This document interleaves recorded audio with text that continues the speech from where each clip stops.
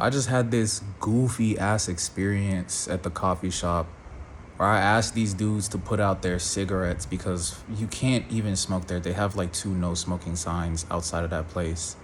And it's a dude that's been smoking there for like really damn near a week since the summer started for the kids. And it's like an older dude, so I don't even know where bro came from. Asked him to put it out. He had a friend there. His friend thought he was gonna protect him, I guess. He stood up for him. He got in my face.